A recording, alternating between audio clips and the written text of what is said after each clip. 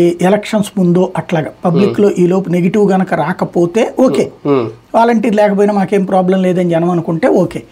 జనం గనక వాలంటీర్ లేకపోవడం అనే దాని గురించి క్వశ్చన్ చేస్తే అప్పుడు చివర్లో పెట్టడానికి ఈ లోపుగా వీళ్ళందరూ వెళ్ళిపోతాయి. అప్పుడు ఇక మళ్ళీ జనసేన, బీజేపీ, తెలుగుదేశం కార్యకర్తలు ఈ టీం వచ్చేటటువంటి అవకాశం ఉంటుంది.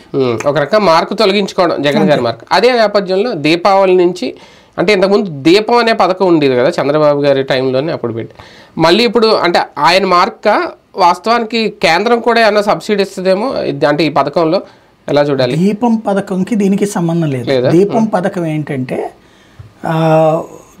ఏది మనకు అప్పట్లో గ్యాస్ ఉచితంగా పేదలకు ఇవ్వాలన్నది వాజ్పేయి టైం తీసుకున్నటువంటి నిర్ణయం.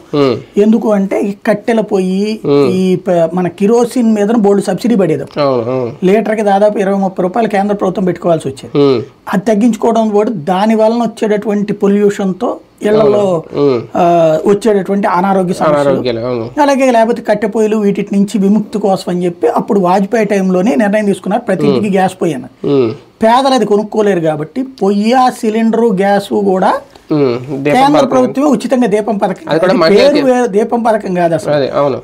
ఇప్పుడు ఉజ్వల యోజన అని పెట్టారు, అప్పుడు వేరే పేరు ఏదో ఉండేది, రాష్ట్రం పెట్టింది దీపం అనుకుంటా. దానికి ఇక్కడ వీళ్ళు పేరు మార్చుకున్నారు అంతే.